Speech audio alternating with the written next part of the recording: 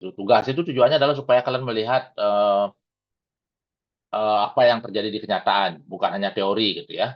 Jadi kami ingin supaya kalian tahu juga di lapangan seperti apa orang menerapkan konsep dan tema. Karena programming sudah di pertemuan, sudah di metode yang sebelumnya. Nah, jadi metode ini sekarang adalah kalian mematangkan konsep dan tema, gitu ya. Tapi tentu saja tetap akan ada sedikit analisis side ringan, gitu ya. Kalian analisis side-nya seperti apa, lalu bagaimana arsitek merespon, gitu ya. Eh, Bentar, saya buka slide-nya dulu. Tadi kayaknya sudah dibuatin slide.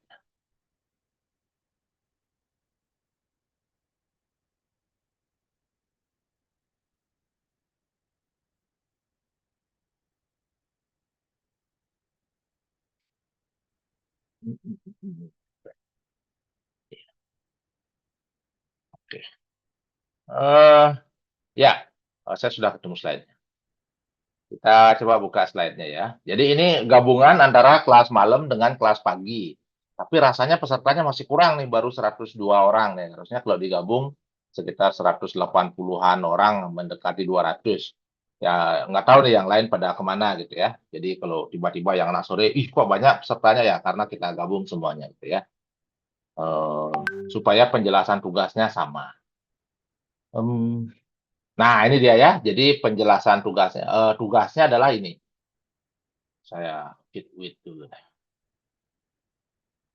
Ini ya caranya. Enggak juga di full screen ya. Selalu kebingungan nyari full screen. Udahlah, biarin aja lah. Jadi kita akan menganalisis konsep dan tema bangunan wisata yang ada di Bali. Nah, di Bali ini kan salah satu wilayah di mana menjadi barometer desain tingkat nasional, tingkat mungkin di Asia Pasifik juga ya. Jadi kalau kita mempelajari konsep dan temanya, sebetulnya kita mempelajari tema yang bisa diaplikasikan di seluruh wilayah Asia Pasifik bahkan mungkin dunia gitu ya. Misalnya sering muncul iklan kafe estetik seperti di Bali, gitu. Padahal lokasinya ada di Jakarta gitu ya. Suasana Bali sambil menikmati view sawah, padahal adanya di Jogja. Nah, itu membuktikan bahwa tren desain di Bali itu menjadi trendsetter di seluruh wilayah di Asia Pasifik. Nah, jadi kalau kita mempelajari tren yang ada di Bali, tren konsep dan tren temanya, maka sebetulnya kita sudah mempelajari tren yang ada di seluruh Asia Pasifik. Nah, ini bagaimana membedakan konsep dengan tema. Nah, itu sebetulnya yang menjadi poin dari mata kuliah dari tugas ini gitu ya. Nah, ini kalian boleh baca latar ininya ya, latar belakangnya ya, bahwa bangunan zaman sekarang dituntut tidak hanya fungsional. Jadi fungsional itu adalah mengikuti program. Jadi tidak lagi form follow functions. Itu sangat-sangat programatik. Tetapi setiap bangunan sekarang dituntut untuk mempunyai konsep yang baik, dituntut untuk memiliki tema yang kuat. Nah, supaya dia tidak sekedar memenuhi fungsi programnya saja. Kita lihat saja misalnya tempat ngopi di Canggu gitu ya. Beda-beda semua, semuanya punya konsep, semuanya punya tema yang berbeda. Seandainya form full function, maka semuanya akan sama karena fungsinya sama gitu ya, karena hanya memenuhi fungsi program. Nah, dalam hal bangunan pariwisata tidak bisa lagi hanya form follow function. Karena tidak akan bisa mengisi niche gitu ya, tidak akan bisa mengisi ceruk yang mau dimasuki oleh pangsa pasar si pemilik kapital gitu ya. Nah, sehingga bangunan-bangunan sekarang memiliki konsep dan tema yang kuat. Nah, inilah yang akan kita cari gitu ya, yang akan kita pelajari. Nah, jadi di bawah tuh dituliskan bahwa di kawasan-kawasan pariwisata terutama gitu ya, di Canggu, di Seminyak, di Prerenan, di Ubud, di Sanur, Uluwatu, Kintamani, sampai ke Sidemen sekarang ya, di kampung-kampung yang dulu mungkin tidak pernah kita bayangkan akan meledak pariwisatanya. Eh, Kita banyak sekali menemukan bangunan-bangunan wisata berukuran kecil, menengah, di tengah sawah, di tepi jurang, di dekat hutan gitu ya, seperti apa namanya, Uyah di Ubud gitu ya, di tepi jurang dan di tengah hutan tiba-tiba ada bangunan yang sangat menarik secara konsep dan secara tema gitu ya. Nah, itu memiliki strategi desain yang sangat kuat. Nah, seandainya tidak memiliki konsep dan tema, nah kita bisa bayangkan pasti atapnya gitu-gitu aja gitu ya. Bangunannya justru karena dia menerapkan konsep dan tema yang kuat, maka bangunan itu menjadi lebih berkarakter. Nah, jadi citranya menjadi sangat penting, tidak lagi sekedar memenuhi tuntutan dari program. Nah, sekali lagi tuntutan program itu sudah kita pelajari di metode 1. Nah, sekarang kita bagaimana kita mempelajari ini. Nah, tujuan tugas. Nah, yang pertama ini ada 6 nih, banyak sekali nih. Identifikasi konsep dan tema. Jadi nanti tugas kalian adalah mengidentifikasi perbedaan antara konsep dan tema di dalam contoh satu bangunan yang kalian akan bahas. Yang kedua, membaca strategi desain, gitu ya.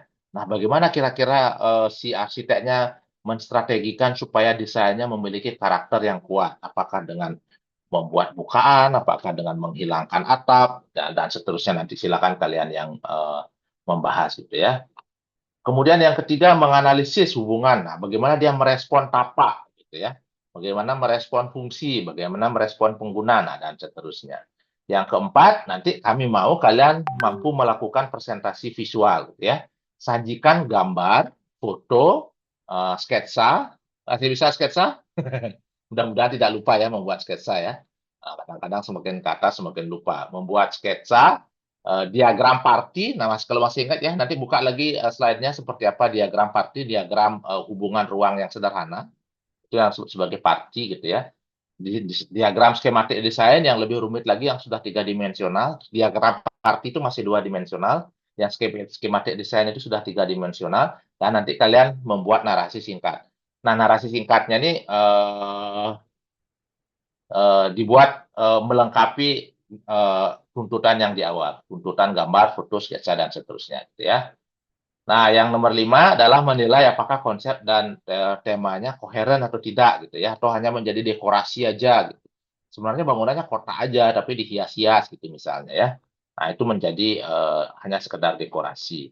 Yang nomor 6, kami mau kalian mengembangkan kemampuan observasi lapangan dan juga mengembangkan representasi grafis yang arsitektural, terutama terkait dengan konsep dan tema.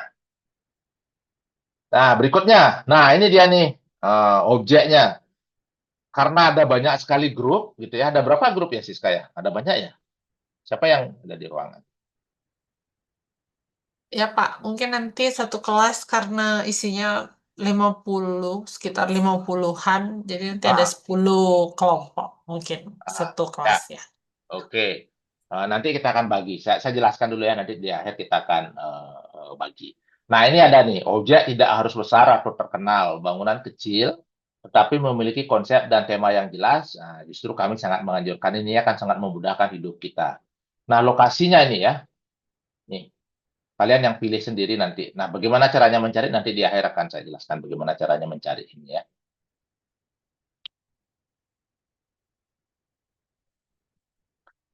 Ketentuan. Nah, ini ketentuannya objeknya sudah terbangun.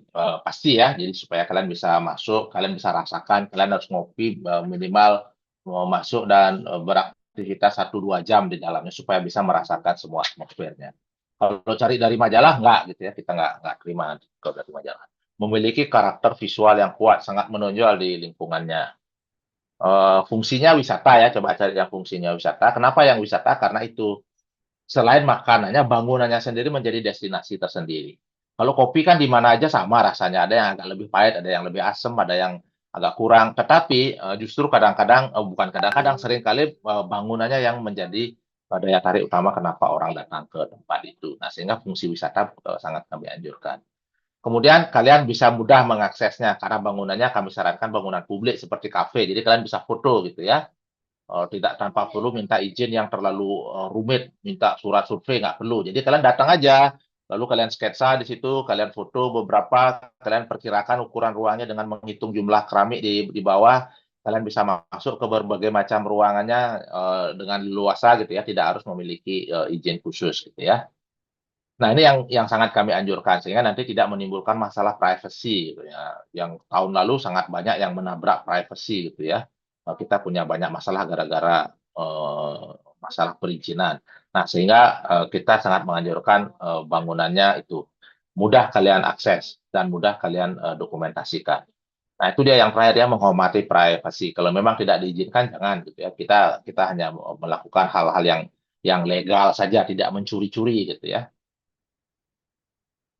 Nah, ini nanti kita bagikan. Nah, ini yang harus kalian jawab pertanyaan utamanya. Apa fungsi utama bangunan ini? Apakah coffee shop? Apakah restoran? Apakah restorannya juga mungkin ada specialty? Apakah Asian food? Apakah Indian food? Ataukah apa gitu ya? Jadi kalian coba cari tahu. Kira-kira siapa target pengguna atau pengunjungnya? Karena dua hal ini akan sangat berpengaruh terhadap pilihan konsep dan pilihan temanya. Kalau target pengunjungnya keluarga, akan berbeda konsep dan temanya dengan kalau target pengunjungnya adalah wisatawan dari Jakarta misalnya. Kalau target pengunjungnya adalah anak-anak muda, maka akan konsep dan temanya biasanya akan sangat berbeda gitu ya. Nah, jadi sehingga dua hal yang pertama ini harus kita identifikasi dulu. Fungsinya apa, target pengunjungnya siapa, gitu ya. Nah, lalu nomor tiga, barulah kira-kira apa pengalaman yang ingin dibangun bagi pengunjung. Ingin mengalami langsung alam misalnya, ingin merasa tetap terkoneksi dengan eksterior meskipun orang berada di interior misalnya ya. Jadi ini nanti kalian cari.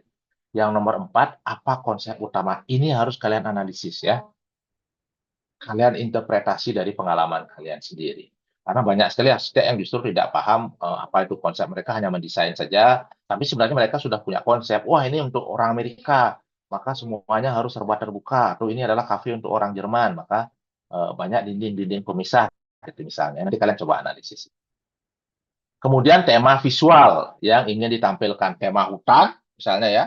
Eh, jungle misalnya ya, temanya adalah terakota misalnya. Jadi ini tampilan visual. Kalau tema itu tampilan visual gitu ya. Kalau konsep itu sekali lagi adalah cara kerjanya. Yang nomor 6, bagaimana diterjemahkan ke dalam organisasi ruang. Nah, ini kalian bisa mulai menggambar parti. Jadi diagram ruang dan sirkulasi dalam bentuk dua dimensi yang sederhana. Itu yang disebut sebagai parti. Jadi dalam organisasi ruang. Nomor 7, bagaimana diterjemahkan ke dalam bentuk, material, warna, tekstur, ornamen, dan seterusnya. Nah, ini sudah mulai tiga dimensional. Kalian coba dengan menggambarkannya dalam bentuk tiga dimensional. Yang nomor 8, apakah saling mendukung tema dan konsepnya? Yang nomor 9, apakah memiliki niche atau target pasar spesifik yang jelas gitu ya. Targetnya jelas, menengah ke atas, usianya 15 sampai 40 tahun misalnya gitu ya.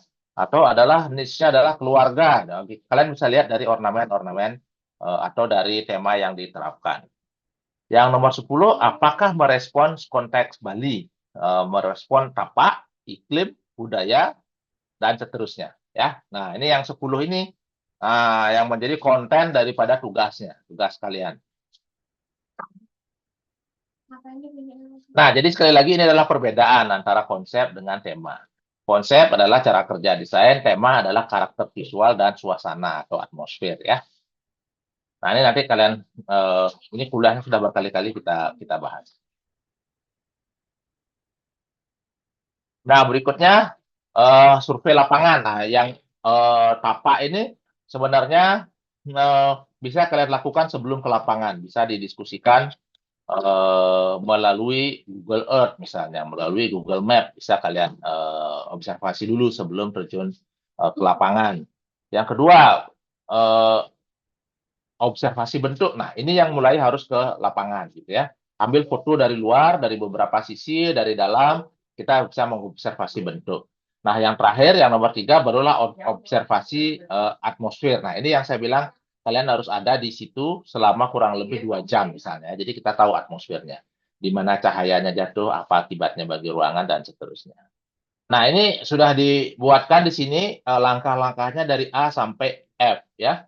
Dari mulai persiapan sampai observasi dan pengalaman. Ini kalian ikutin ya.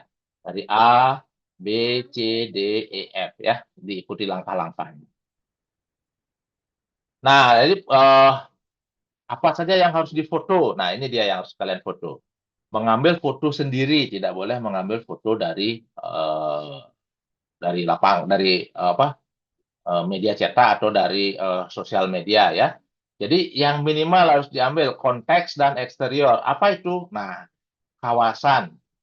Kawasan itu perlihatkan wide angle, bangunan sekelilingnya ada apa saja, jalan di depannya ada apa saja, termasuk bangunannya. Akses masuk, Yang kedua, yang harus diambil ruang dan sirkulasi, misalnya ada angkul-angkul, ataukah ada candi bentar, ataukah bagaimana prosesi masuk gitu ya.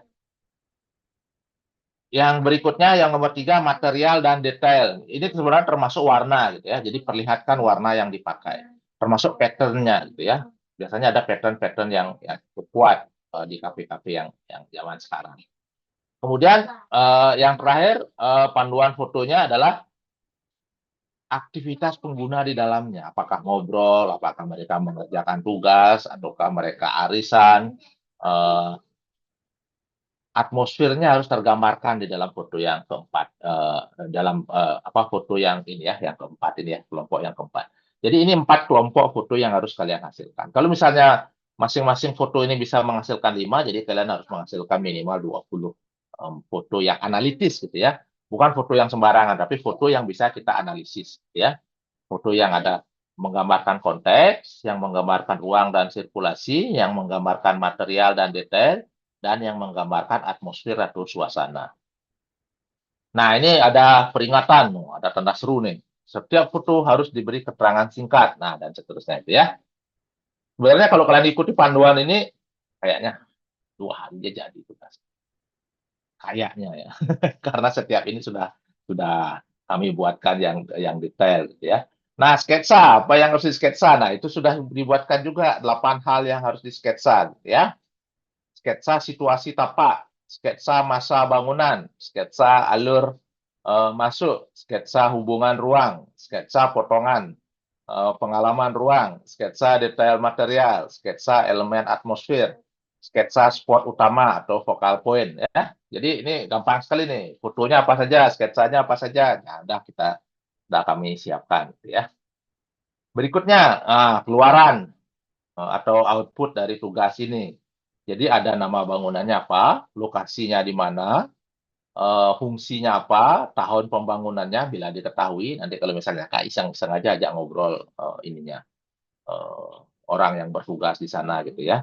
Arsitek atau desainernya bila diketahui, luasnya atau perkiraan berapa besarnya bangunan, target penggunanya, kemudian kenapa kalian memilih objek itu yang pertama, gitu ya. Nah, yang kedua isinya adalah foto dokumentasi. Nah, itu malah minimal 10. Tadi kita identifikasi minimal 20 malah gitu ya. Hasil survei sendiri, diberi keterangan analitis. 3, peta dan konteks, lokasinya ada di mana, diagram hubungan bangunan dengan jalan seperti apa, analisis konteksnya secara singkat, ya. Yang nomor 4 adalah diagram-diagram.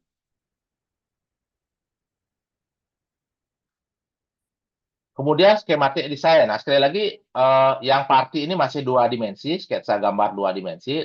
Buka lagi ininya ya, slide PPT tentang konsep dan temanya. Yang party ini masih 2 dimensi. Nah, yang ini skematik desainnya buat sudah 3 dimensi. Kemudian ada beberapa sketsa analitis yang menggambarkan masanya, menggambarkan ruang utama, detail, pengalaman masuk, hubungan ruang dan lanskap.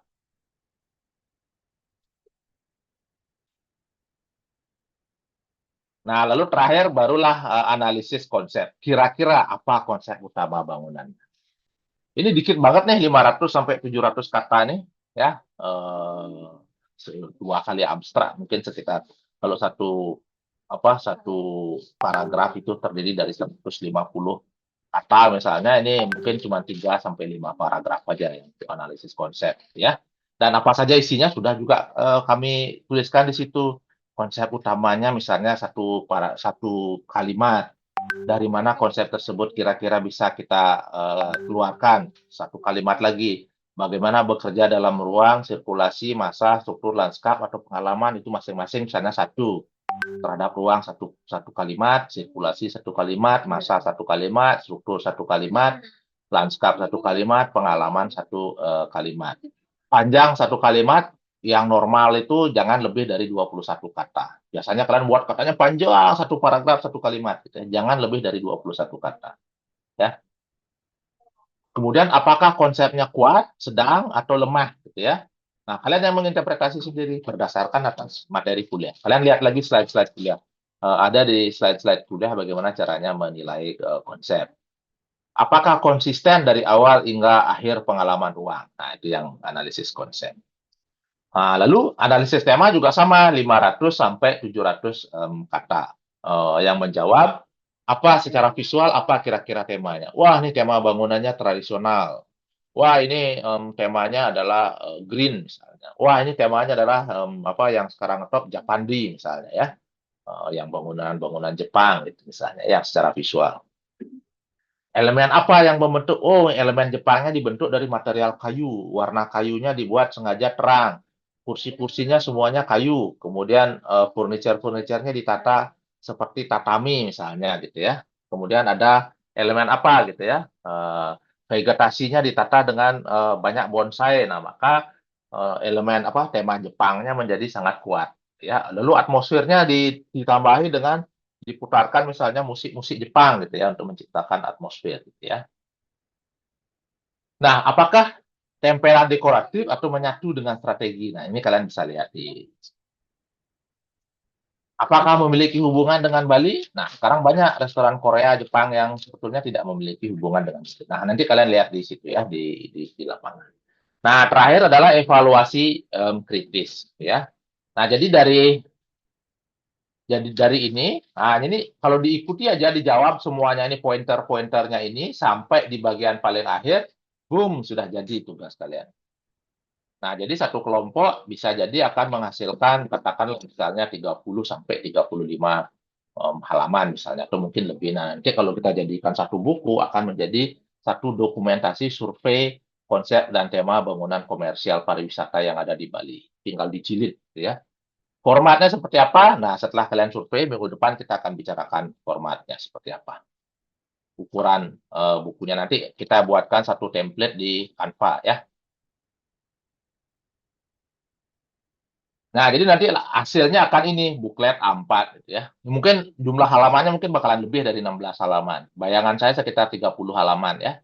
Dengan yang tadi itu, mungkin sekitar 30 halaman. Jadi kalau satu grup 30 halaman, nanti ada berapa grup nih? Ada 20-an grup ya kira-kira ya. Uh, Lebih, Pak. lebih Eh, ya. Bisa 600 halaman. Yang kita PDF-kan aja 10. nanti ya. Nanti nanti kita buat sama ya, kita buat template-nya seragam di Canva. Jadi kalian tinggal nyemplung-nyemplungin aja.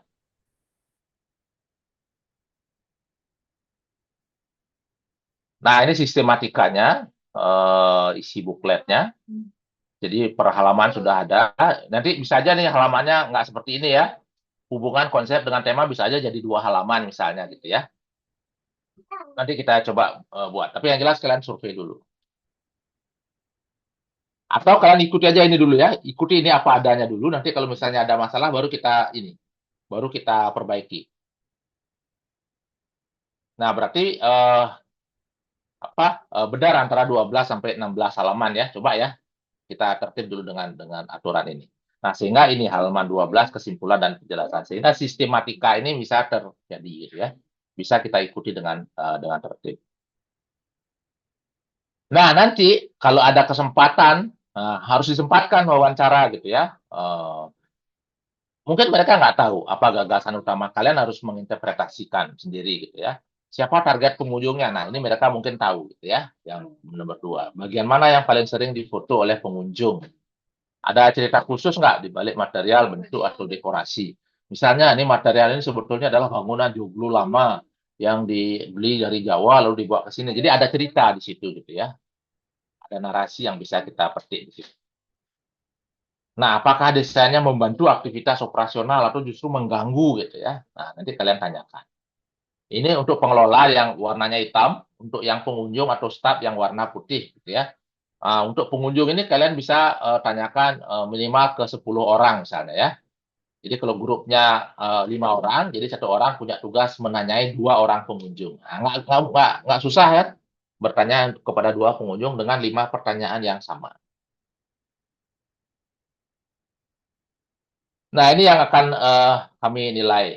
Eh, Kalau objek kalian relevan, dapat nilai 10 bobotnya ya. Jadi memilih objek pun kami nilai gitu ya. Cara memilih objek pun kita nilai. Wah, ini pinter nih anaknya milih objek dapat nilai 10. Bobotnya 10%. Kualitas hasil survei lapangan, nah dapat 15%.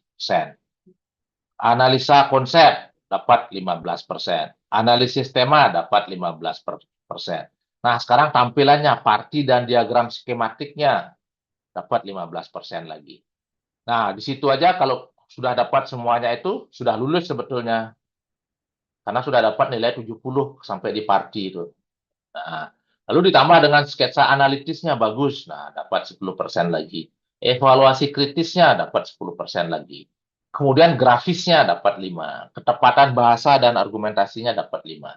Nah, jadi kalau kita lihat, di sini bobot yang paling tinggi ada di survei lapangan, analisis konsep, analisis tema, parti, dan diagram. 4 ini yang paling bobotnya paling tinggi. 4 ini yang total dapat bobot 60% dari keseluruhan. Sisanya yang 40% dibagi, ya.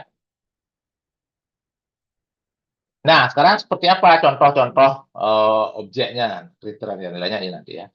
Nah, etika survei ini perlu diperhatikan ya, jangan sampai menimbulkan masalah etika di lapangan. Wajib menjaga sopan santun, jangan mengganggu aktivitas pengunjung, lagi pacaran jangan dipaksa ditanyain gitu misalnya ya. Orang lagi kerja di laptop jangan dipaksa, minta izin dulu lalu bilang ini eh, kami sedang melakukan survei untuk tugas mata kuliah. Apakah Bapak, Ibu, Kakak, Adik, Mbak, Mas bersedia untuk kami ajak ngobrol tidak lebih dari 3 menit misalnya ya. 5 pertanyaan itu biasanya 3 menit selesai. Nah ini yang kalian inginkan. Ini sebenarnya jadwalnya 1 bulan sampai kalian UAS, benar ya, Bu Siska ya? Ya, jadi sampai UAS bisa dikerjakan. Nah, ini ya, jadi kalian sekali lagi ini panduannya cukup lengkap. Kalau kalian ikuti saja panduan ini, tidak ada kesulitan yang sangat berarti sekali. Checklist, nah ini keahliannya Bu Siska nih. Checklist nih. Nah, apa saja yang nanti diperiksa.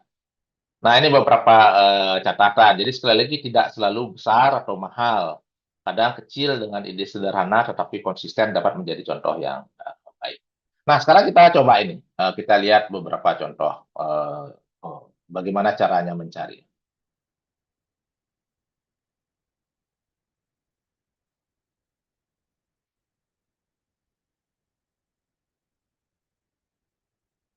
Kalian bisa ketik, belum saya share screen ya. Saya. Mana ya? Nah, kalian bisa ketik best cafes in Canggu misalnya. Nanti akan muncul beberapa objek. Jadi kalian perhatikan. Nah, ini misalnya ya, ini temanya sangat kuat ya. eh, Bangunan ini. Jadi best cafe for breakfast, ada yang best cafe for working. Nah, kok nggak mau muncul ya. Nah, jadi kan klik itu gitu ya. Nah, kayak ini misalnya ya. Nah, jadi nanti kalian bisa bisa pilih mana kira-kira yang paling masuk kriteria. Jadi ini ada banyak sekali, beragam sekali tema-temanya gitu ya.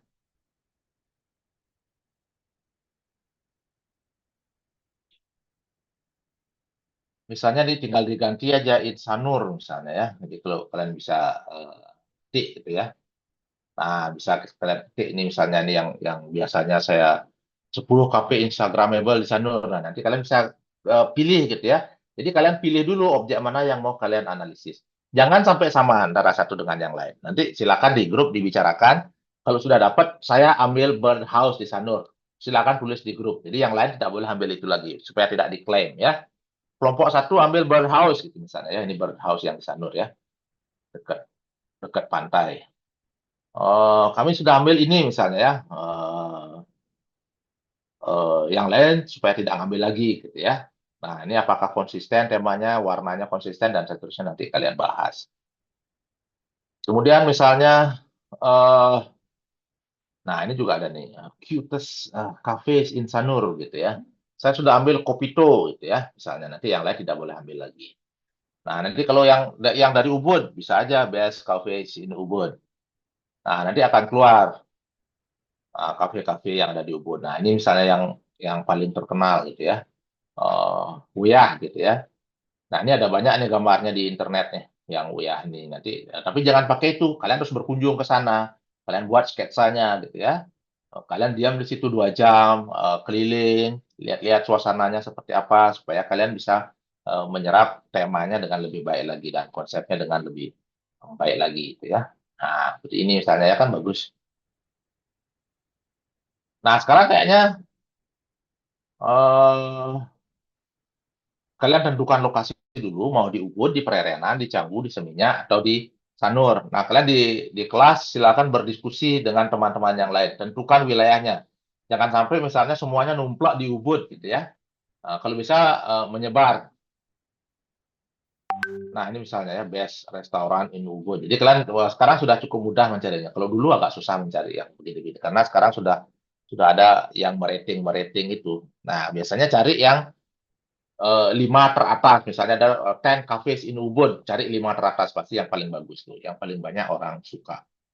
Jadi sudah terverifikasi bahwa itu memang beneran bagus gitu ya. Tidak perlu kita verifikasi ulang bagusnya karena sudah warga apa customernya yang sudah memverifikasi gitu ya. Nah ini misalnya ya, kenapa dia kuda-kudanya dikasih warna hijau misalnya, kusernya warna hijau. Nah ini kalian bisa lihat nanti. Nah ini adalah urusan visual, urusan tema. Nah, kalau kenapa ada bar, kenapa kursinya ditata seperti ini, itu urusan konsep. Gitu ya. Jadi, yang cara kerja adalah konsep, yang tampilan adalah tema. Jadi ingat itu ya, perbedaan antara konsep dan tema. Nah, nanti kalian silakan cari sendiri, yang paling banyak biasanya ada di Seminyak. Nah, ini yang di sini kafe tematiknya ada banyak sekali di Seminyak. Nah, ini sekalian nanti kalian jalan-jalan. Nah, ini yang paling terkenal. Padahal dari, mana sih? Salah klik saya.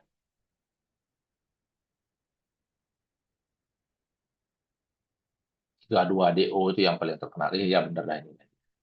Yang ini ya, yang sebelah kanan ini. Ini yang paling banyak orang moto nih, kafe ini. Tapi ini adalah bagian luarnya biasa banget, bagian dalamnya yang dia sangat tematis.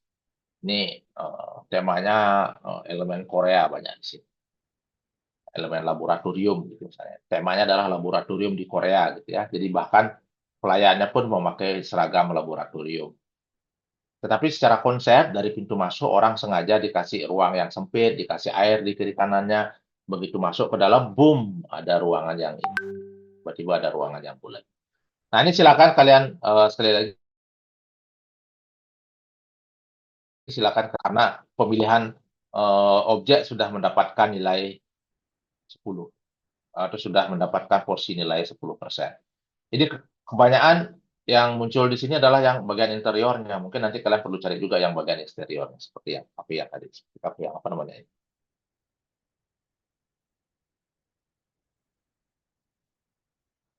Mana kan ini? Nah ini ya kalian cari. Jadi sekali lagi yang kita nilai bukan makanannya tapi suasana. Nah, kenapa dia pakai batu-batu ini misalnya untuk lantainya? Kenapa kursinya agak pendek ini ya?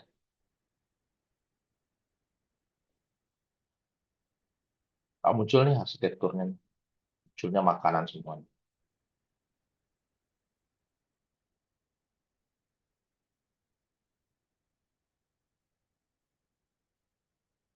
Nah, ini misalnya ya, nah, ini udah muncul nih. Nah, ini kafe apa namanya nih? Saint Ali. Nah, ini ya, jadi bentuknya sangat bold. Saint Ali Coffee di Canggu kalau nggak salah. Ya, to the street of Canggu. Nah, nanti kalian silakan analisis. Nih gigi susu nih, padahal tempatnya sangat kecil. Orang sampai berebutan ke sana gitu ya. Nah, ini dia yang tadi ya. Kitsune Cafe. Bentuknya juga sangat sangat ikonik.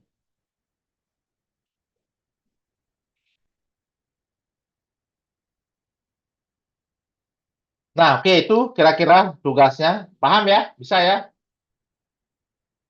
Jadi saran paling praktikal adalah ikuti semua yang ada di panduan yang sudah dibuat oleh ibu-ibu dosen. Itu dibuat oleh ibu-ibu dosen. Sudah sangat tinggal diikutin aja jadi gitu ya. Gampang banget tuh.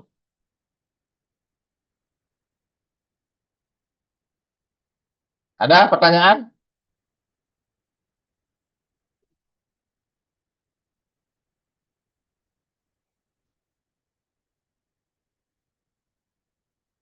Pak, Ada? izin bertanya, Pak.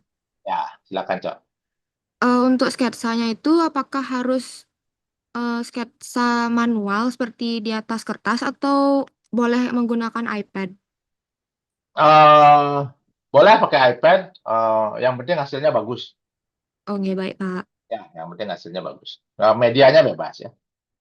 Kalau iPad lebih lebih nyaman, boleh. Kalau saya nggak sangat tidak nyaman menggunakan iPad. Saya lebih nyaman pakai kertas putih biasa.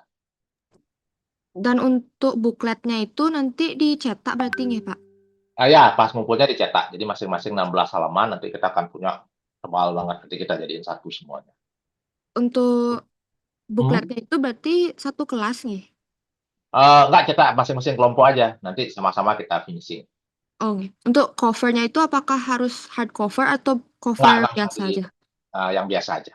Untuk ketentuan kertas tipenya itu kertas. Nanti aja. Nanti kita tentukan ya. Oh, Jadi nggih, nanti baik, kalian Pak. setting dulu di Canva. Nanti ukurannya sekitar 20 kali 20 ya. Nggih. Setting ukuran kertasnya 20 kali 20 di Canva. Biar bentuknya kotak. Nah, biar bukunya jadi fancy. Kalau A4 tuh kelihatan banget tugas mahasiswa gitu. Jadi dibuatnya ukuran 20 kali 20 cm. Tenggat pastinya itu kapan ya, Pak? Apanya? Tenggat pastinya untuk Pas ujian. Dengan pastinya pas ujian. Oh, nggih. Dikumpulkan pada saat ujian. Nggih. Terima kasih, Pak. Ya, sama-sama, Cok.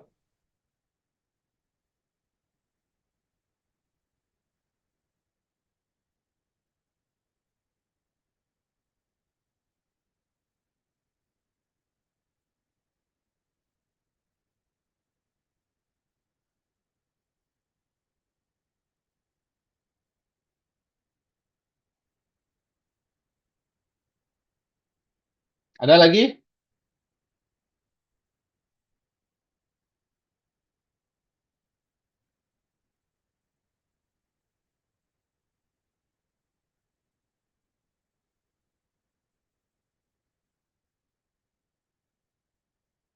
Silahkan, Pak. Saya sudah share link untuk bagi kelompoknya di eh, Hmm.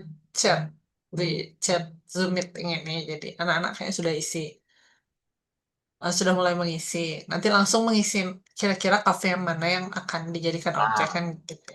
Biar ya, semuanya bisa lihat itu bisa dicek ya. langsung sama teman-temannya. Kalau bisa ini ya, ada yang di Ubud, ada yang di Sanur, ada yang di Kuta, ada yang di Pererenan, biar nggak numplak di satu tempat.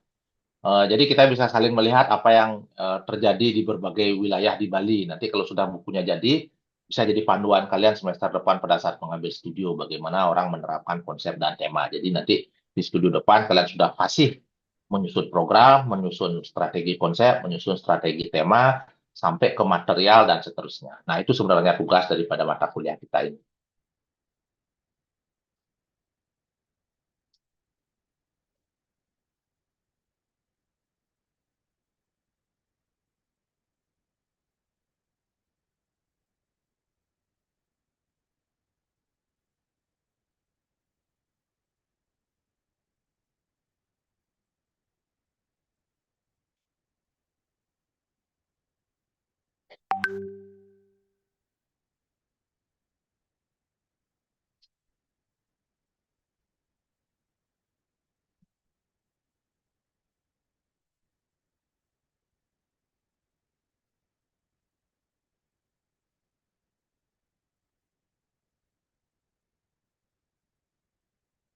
Ada lagi?